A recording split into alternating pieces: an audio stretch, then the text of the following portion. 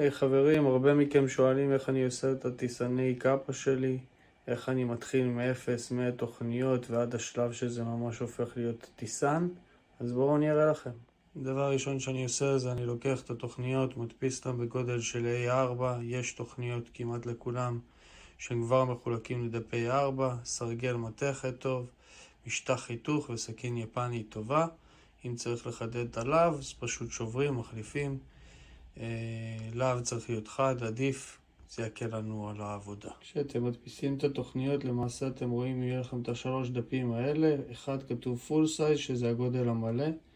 השני זה tiled A size key, שזה מראה את החלוקה לדפי 4, והאחרון חביב זה style B slice key, שזה לפי גודל של דפי B. בדרך כלל גם יהיה לכם דף נוסף כזה שכתוב wooden parts, שזה חלקים שצריך מעץ צפצפה, או דיקט תופתי.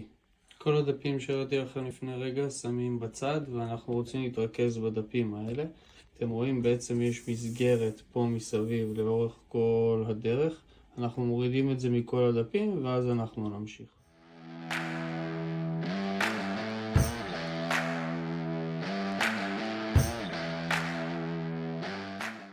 אפשרות אחת זה לעשות את זה כמו שאני עושה, שזה לקחת דף, זה הדרך המומלצת אגב, כי זה יצא הכי מדויק, אבל זה גם הדרך שמבזבזת לא מעט זמן. אז מה שכן, אם אתם תסתכלו, יש מצב שהדפים בעצם עוברים מלהיות ככה ללהיות ככה, זה השלב שאתה מחזיק, אבל הדפים האלה יהיו פחות או יותר אותו הדבר, כמובן תלוי באיזה סוג מדפסת אתם מדפיסים. יש כאלה שהרמת דיוק שלהם יותר גבוהה, יש כאלה שהרמת דיוק שלהם פחות גבוהה. מה שכן, פה חשוב לוודא שעושים כמה דפים. אני אעשה עכשיו כמה דפים רק כדוגמה וכדי לחסוך קצת זמן בתהליך, אבל בגדול רצוי ללחוץ כמה שיותר חזק, כמובן לנסות לוודא שהדפים כמה שיותר ישרים. זה לא חייב פעם אחת, אפשר כמה פעמים לעבור עם הסכין כדי שזה יהיה מדויק.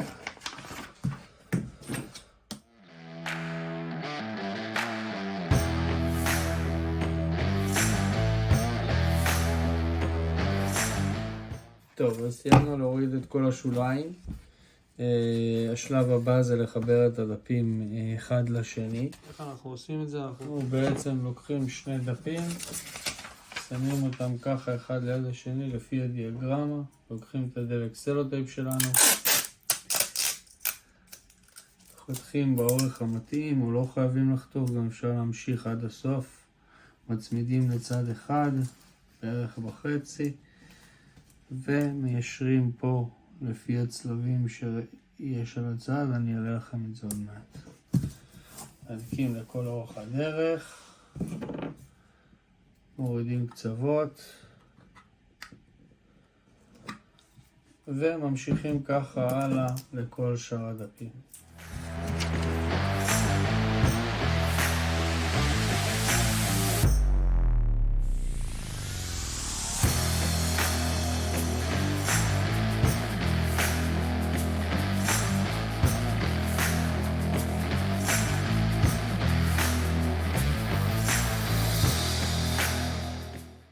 סיימנו לחבר את כל הדפים שלנו לרצועות, ומה שנשאר לנו לעשות זה לחבר את הרצועות בחזרה ביחד לקבל דפים שלמים.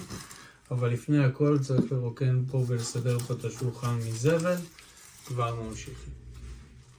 בעצם אנחנו לוקחים את הדפים האלה ומחברים אותם אחד לשני.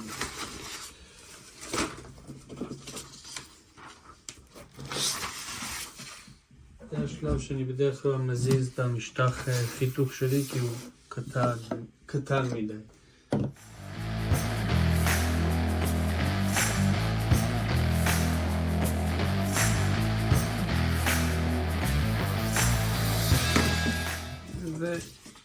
ווואלה, יש לנו דף תוכנית אחד שלנו.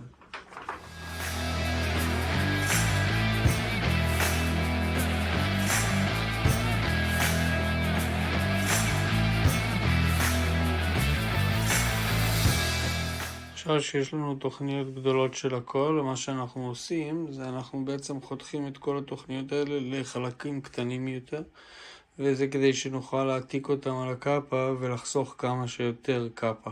את השלב הזה אני פשוט עושה עם מספריים, חותך, ממליץ לחתוך בערך חצי סנטימטר בערך מהחלק עצמו.